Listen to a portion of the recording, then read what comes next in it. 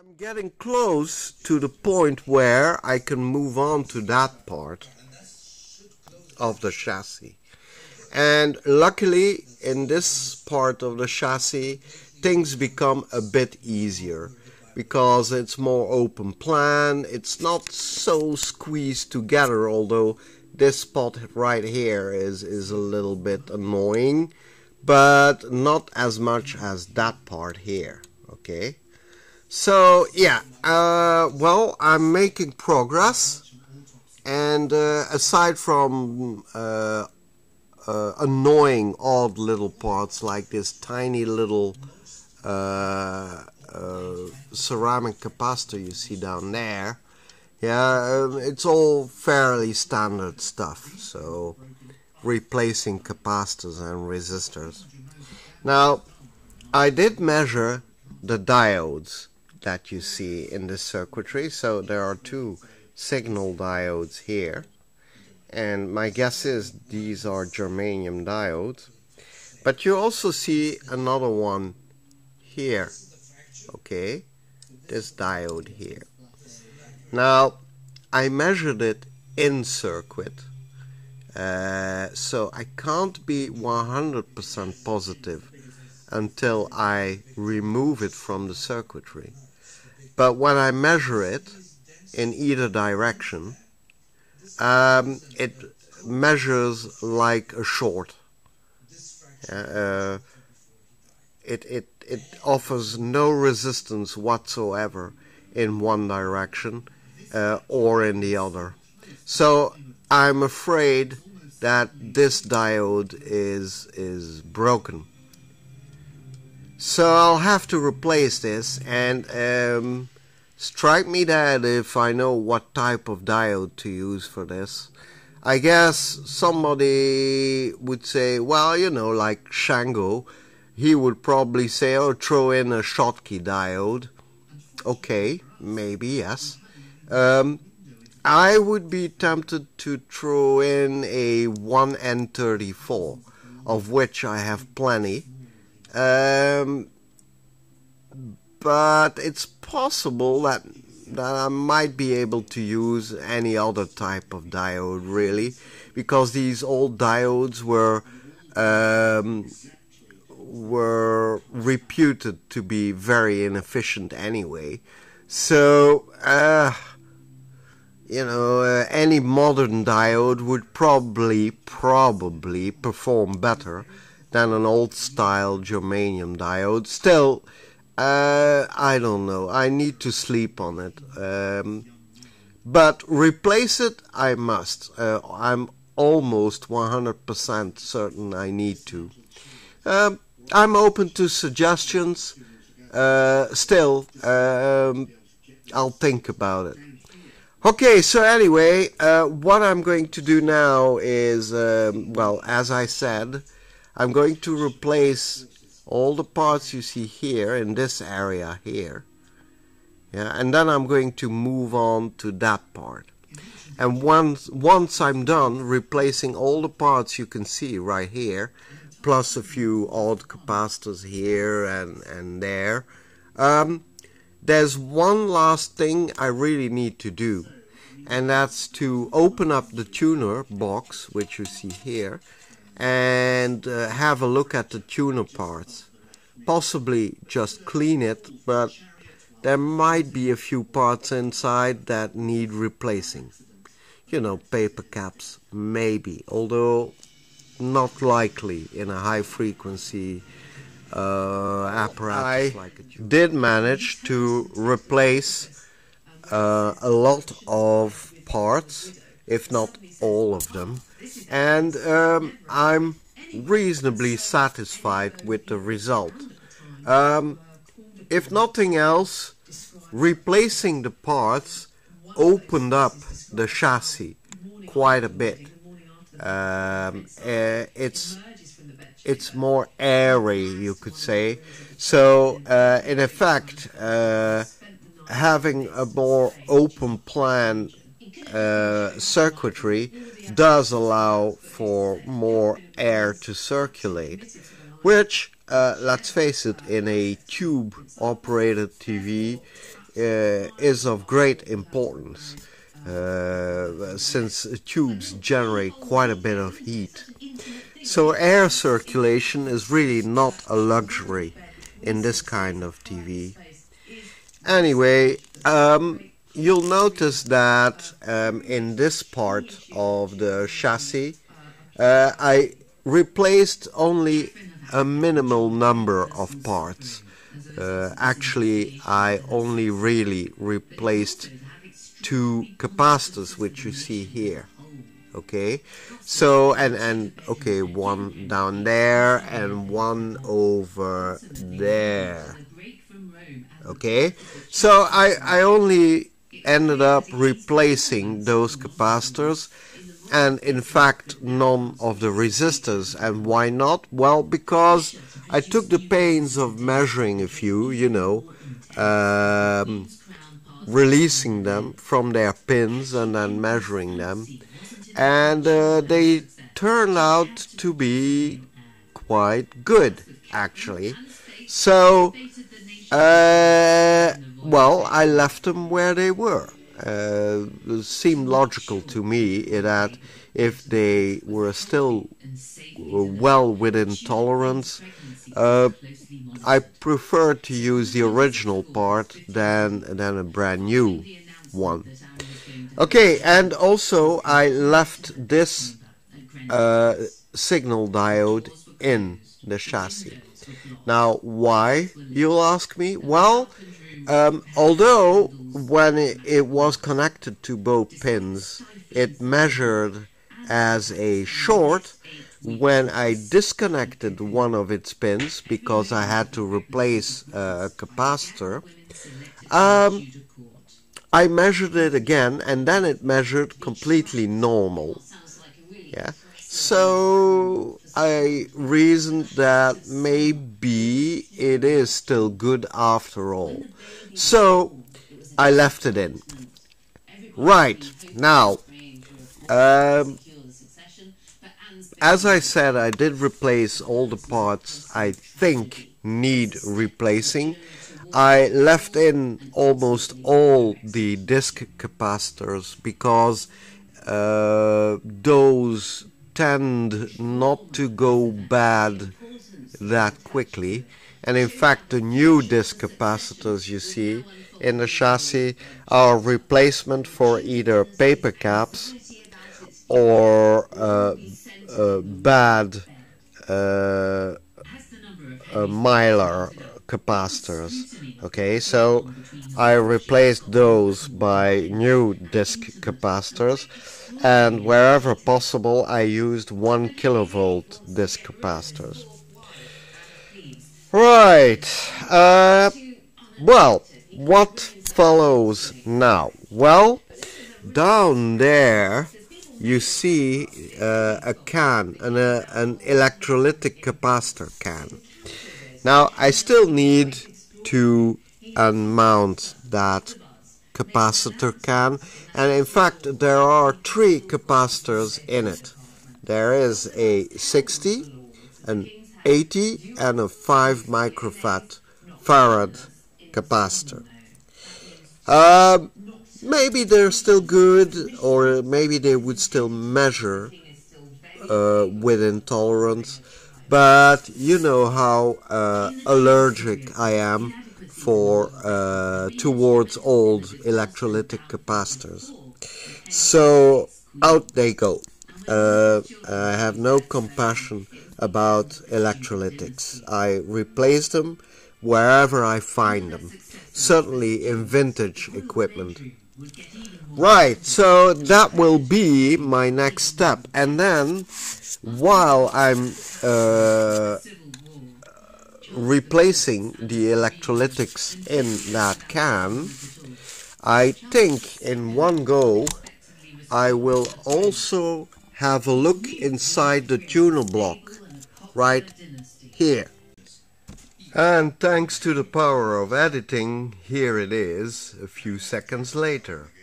The electrolytic can, which was mounted back there at the back of the chassis. And I did make a little mistake. This can has actually 4 capacitors in it, not 3.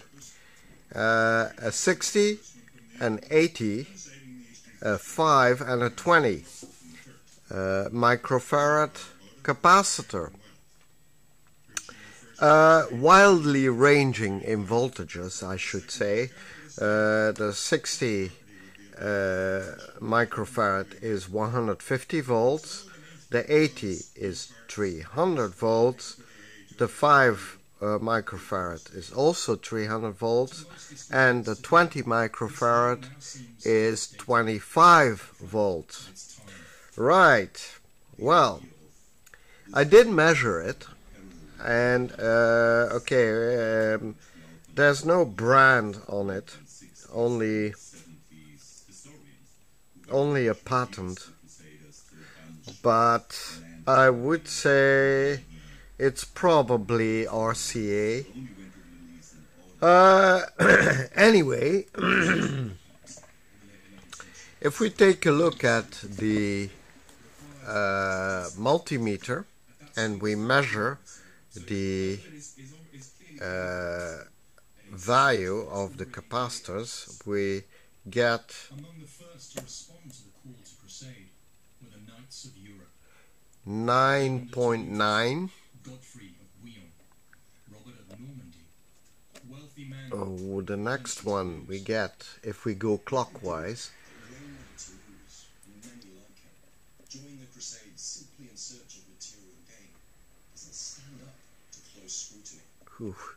it swings wildly.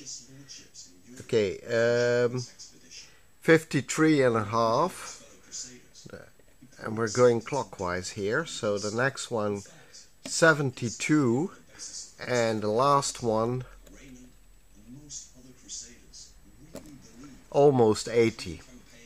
So, well, I would say the values range wildly between all sorts of values, except the values that we really need, which are these you see here. So, yeah, well, what's next? Well, I'm going to unmount the bottom cap of the capacitor. In fact, I'm going to introduce a screwdriver or something like that between these edges which are holding down the cap, and work them up slowly all around until I can lift the center cap out of the capacitor's housing. I had to be a bit rough to work the ring out which holds down the capacitor to the chassis. Now, okay, it looks a bit damaged and rough, but really with a few gentle taps of a hammer, I can shape it back into its original shape. Well, this is the inside of the electrolytic, and well, it's the usual dirty, stinking paper roll, which is soaked in a kind of liquid. It actually still feels well, okay, and this is the inside of the can. There's a little bit of tar at the top, which was used to keep the roll inside the can, but as you can see, over the years the tar just let loose. Anyway, so this is the I wanted to say the usual paper roll that you find inside these capacitors, and if you unroll them, yeah, this is the aluminum foil, and the paper, So you see a layer of paper which is soaked in a kind of electrolytic liquid. Okay, I clean the can, and well, I won't say it's squeaky clean, but it's really rather clean. And I did that with pure petrol. Okay, I mean, right, not the kind of petrol you put in a car, but it's very close. And actually, you could do it with regular petrol as well, unleaded if you have any. And well, like I said, I managed to clean out all the tar from inside the can, which is a good thing. Okay, next I went to look in my stash of capacitors for the right electrolytics, and I seem to have found all the electrolytics I need, and they all fit inside the can. So I have an 82 microfarad instead of an 80, 450 volts. I have a 68 microfarad, 450 volts. And strangely enough, it is a bit larger than the 82. Go figure why. Okay, then I have a 22 microfarad, 400 volts. And I have a 4.7 microfarad, 400 volts. Now, all the capacitors you see here are overrated in voltage. Okay, I really didn't need them all to be rated for 400 volts or more, but I figured that it would probably be safer to use capacitors which are overrated anyway. Well, I mounted all the capacitors together and I attached them to the lugs of the electrolytic can, and now I'm going to use hot glue, which I'm going to spray with my hot glue gun all around the capacitors to keep them in place. And when I shove the capacitors into the can, I will also shove along with them a piece of foam, just to keep them from rattling.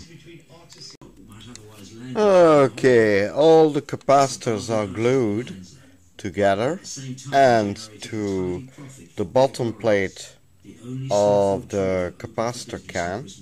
So now I'm going to shove them inside the can along with a piece of foam rubber to cushion them so that they won't rattle.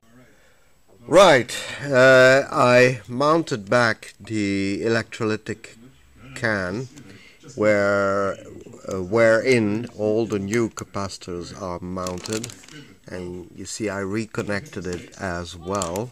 So I'm quite happy with that.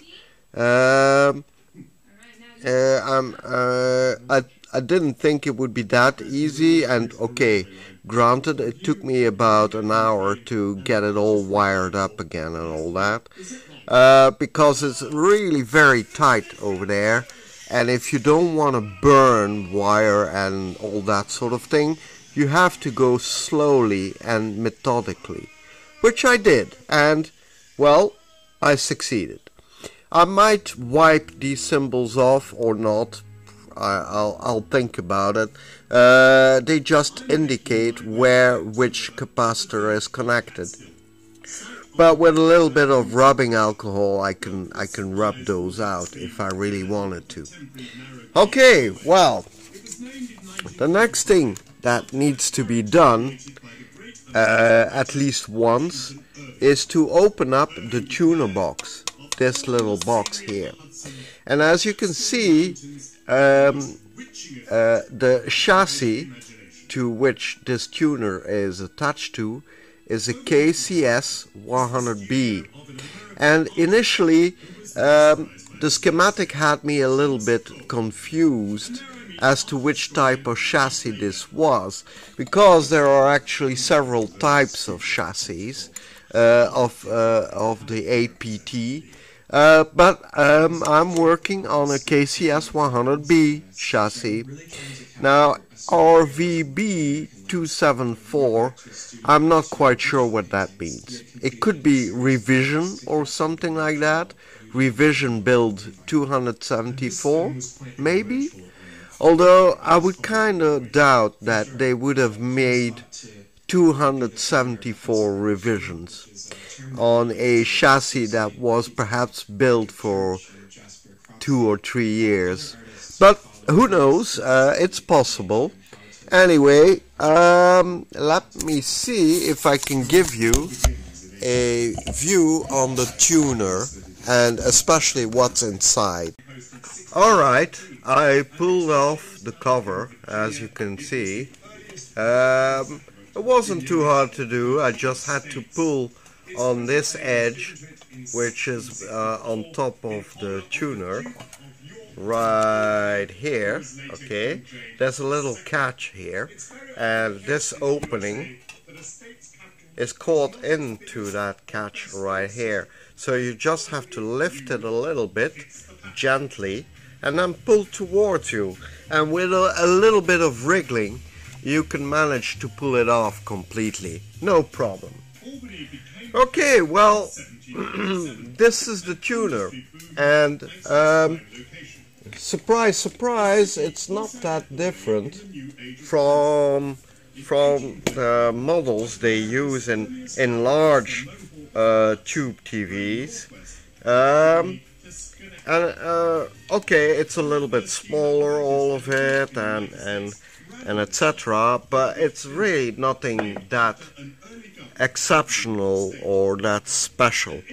It's a nice little mechanism, and I think with a little bit of cleaning it will work nicely. And I'm looking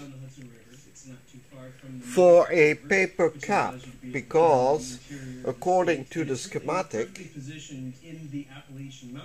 there would have been a paper cap inside of here, but look as I might, I can't see any paper cap. I do see quite a few disc capacitors though, but fortunately I would say no paper caps. So they were, let's say, clever enough to realize that in such a small tuner it wouldn't be very smart to use paper caps.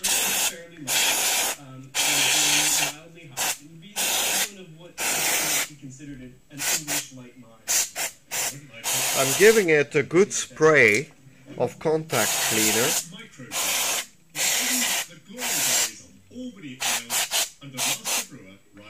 just to make sure that all the contacts will work properly, because I'm not going to leave it open, okay? There are just too many sensitive little parts like tiny coils and all that could be damaged should I leave it open. However, there are two parts that I want to show you, and that might be interesting to look at. If you look up there,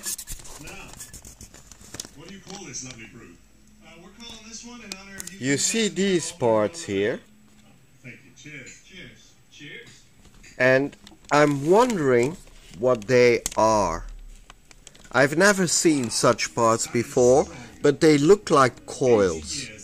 Okay, so they look like coils, but I don't know what their function would be. Okay, so it's really weird parts. They are really weird parts, and I wouldn't know what to make of them. Okay, well, otherwise there's nothing exceptional or incredibly special about this tuner. It has three wafers moved by an axle on the outside, the axle end being right here beneath it, and there are a few rollers there which block the wafer tuner at each set channel position. But okay, it's not exceptionally complicated or whatever. It's just a little bit smaller than a classical tuner. Okay, lucky me, I don't have to do anything inside the tuner except a little bit of cleaning. That makes me happy, because I would really not have relished working on the tuner. Right, that leaves me a bit more time to work on something different. Okay, I need to disconnect the yoke from the chassis if I want to work on it, unfortunately. So I need to unsolder a green and a yellow wire over there, and then a red and a green and red striped wire from over there. In fact, I already disconnected the red one, which was connected to that pin over there. Okay, I'm testing conductivity of the yoke coils, and one of the coils measures 46 ohms. Right, let's test the other one.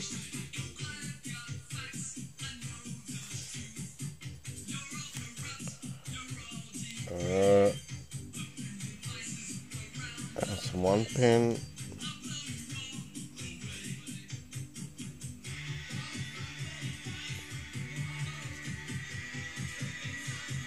Okay, the other coil measures 11.5 ohms. Okay, now mind you, that might be a little bit off because there is a resistor mounted parallel with the coil, so the actual resistance of the coil might be different, but okay, this is what I measure on the other coil: 11.4, 11.5, something like that. Okay, so in any case, the conductivity of the coils is good, and let's see if there's no cross conductivity between the coils. No, there isn't. So there's no short between the coils. I tried to make a baffle which would fit around the yoke's butt end, you know, like the old one, which would have fitted right over here, and would also have accommodated the focusing rings, okay, or the focusing magnets actually. Now, initially I tried to make a baffle out of a piece of cardboard, and let's say it would have worked had I been able to, or had I found a cardboard ring with the proper diameter. Now, this ring has a diameter which is just a little small, and we're talking about maximum 1 or 2 mil smaller than the diameter of the original ring, which means that I just couldn't fit it properly over the butt end of the yoke. So I went back to the drawing board and I thought and I thought and I thought, and in the end the best thing that I could come up with was this. A simple can which has a very slightly larger diameter than the butt end of the yoke. Now the plan is to cut it down to size so that it's not larger than the original ring you see here, okay, and to cut an opening in its back end which would accommodate the focusing rings. And the beauty of this particular can is that the size of the opening which would be necessary to fit around the CRT's neck, which you see over there, is already marked for me here. Yeah, so if I manage to cut along this precise edge, now let me show you with a pointer. So if I manage to cut precisely on this edge here, yeah, not on the inner edge but on this edge, I would have an opening which is exactly the same diameter as the diameter needed for the focusing magnet. And what I would need to do then is to glue a thin plastic collar around this edge to accommodate the focusing rings. Now I know some of you will argue, wait a minute, the original ring was plastic or maybe a kind of bakelite, and you are taking a metal can. Yes, indeed. And I racked my brain long and hard whether it would be advisable at all to use a metal can. And there are a few things that go, that, let's say, vote a yes for using it. Which is, the first one is, it's metal, it's solid.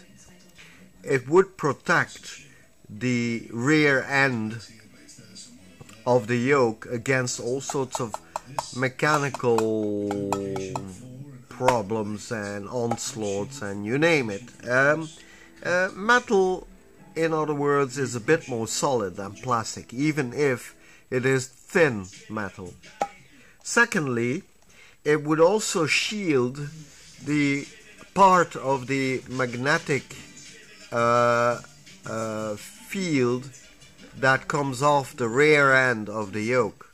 So in effect this can would shield off the magnetic field. Thirdly,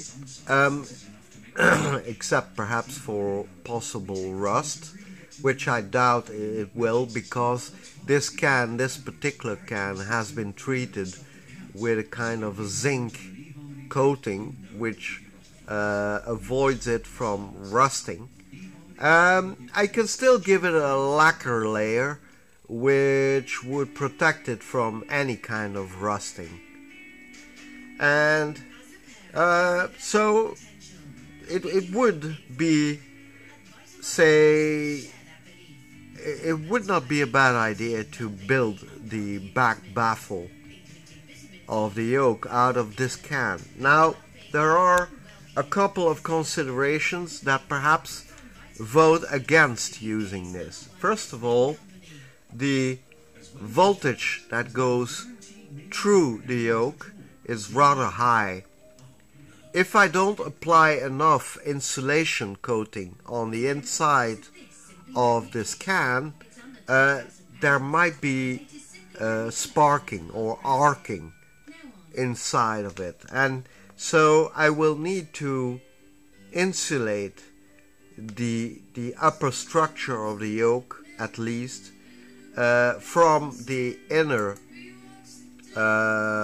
surface of the can I'm going to use. That's the first thing. Secondly, the can being a magnetic material, yeah, because if you look at it with a magnet, let me think. Okay, this is a very strong magnet. Okay, this is a neodymium magnet. So, as you can tell, the can is very much magnetic. So, it might influence the characteristics of the yoke, the magnetic field characteristics of the yoke. So I'm not entirely certain that it will work.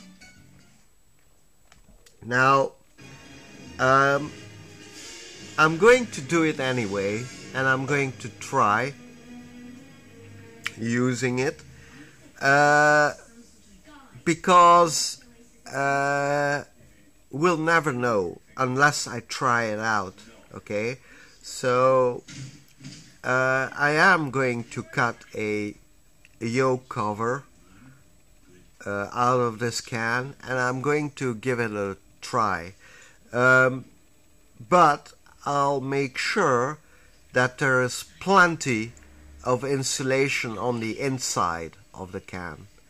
Yeah, so I'm going to insulate it with a lot of layers of electrical tape, mainly, and so that I can be reasonably certain there won't be any arcing between the yoke and the can. Now remember, the yoke is inside a metal baffle, okay, a metal cone, as it were, metal bell, which is around it and which houses the CRT and the yoke. Now the metal bell is conductive, electrically conductive, and I see no signs of arcing inside the bell. So even though the bell, the metal bell, is a bit further from the yoke than this would be, I see no signs of arcing or whatever, and I think it didn't influence the working of the yoke in any sort of particular way. So I'm reasonably confident that in the end, going for a metal cover of the yoke is perhaps not the worst thing.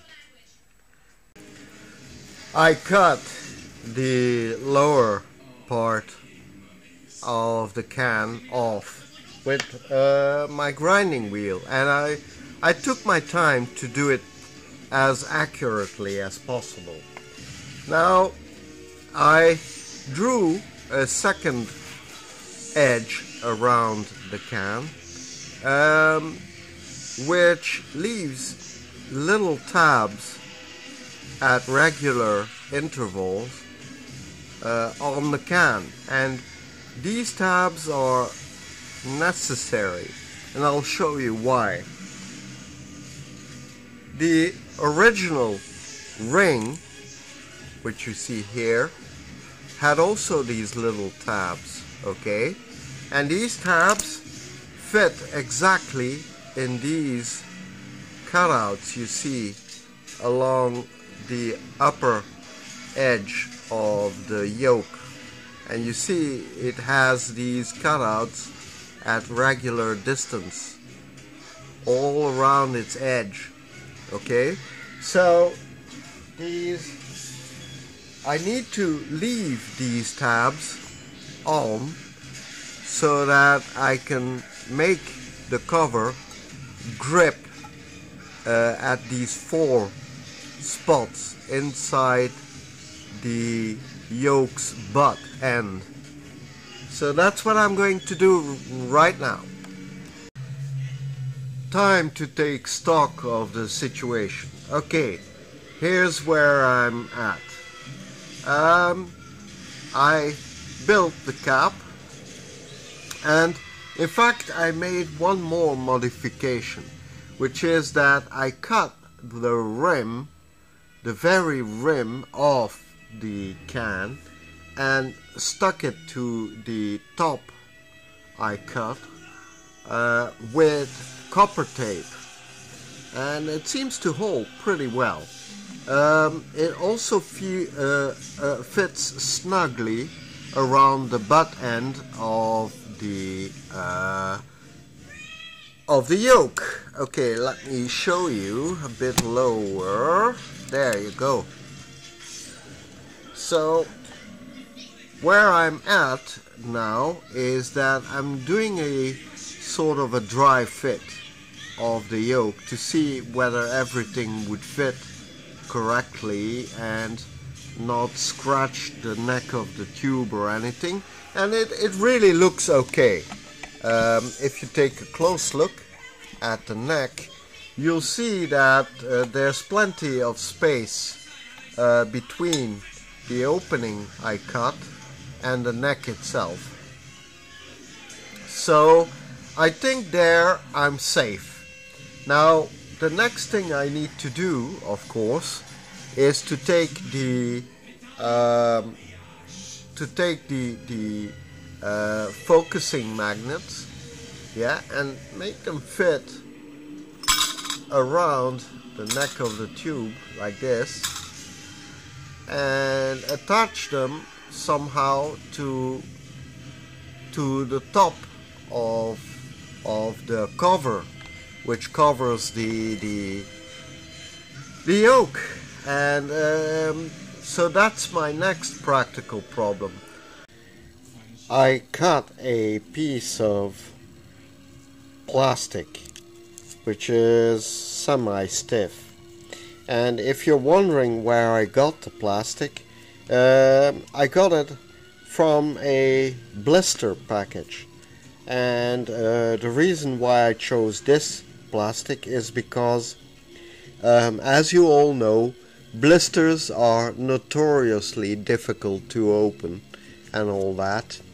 That's because the plastic they are made of is particularly tough, really tough, hard to open, to break, to crinkle. So that's why I use blister plastic. So now I'm going to fashion a ring which I will stick to the top of the cover with little pieces of copper tape. And this is it, the finished yoke cap as I designed it. Well, you can see this is the butt end of the yoke, and I just need to do 2 more things. I need to drill a couple of holes into the side of the cap, by which you could actuate or rotate the yoke assembly. Yeah, if this is one body, as it were, then if I drill a couple of holes in the side, you can actually turn the whole assembly with a small screwdriver or something like that. And on top there are these focusing rings, and that too works. You know, it's like little toothed wheels, so you can turn them with a little bit of exercise. I can really turn them very well, yeah, as you can tell. So it just needs a little bit of getting used to, but it's actually feasible with a little bit of, well, exercise, you could say, and it rotates surprisingly well. and above all they stay centered around the neck of the tube, the neck of the CRT I mean. So all in all, the result is pretty good.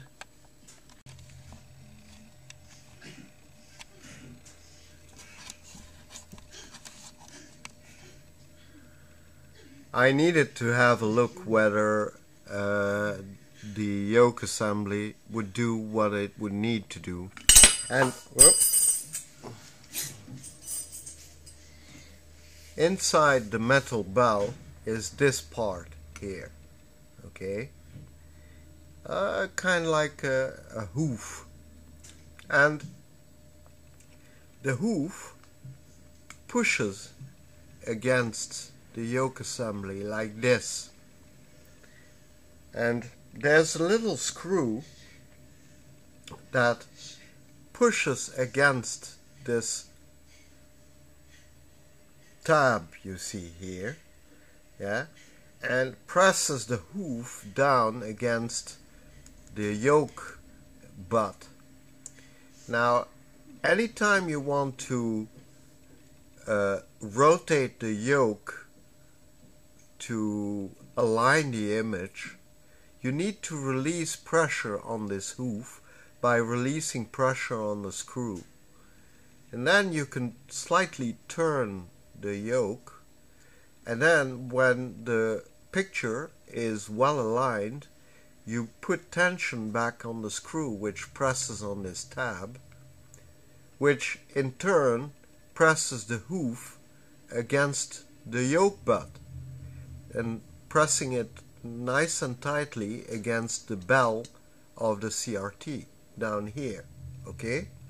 So as I figure, this hoof will press nicely on the edge of the bell of the yoke cap I built, okay? So it will press nicely against the edges, which is perfect actually, because the edge is the strongest part of the cap. Perfect. So now all I need to do is find a good CRT and test it out.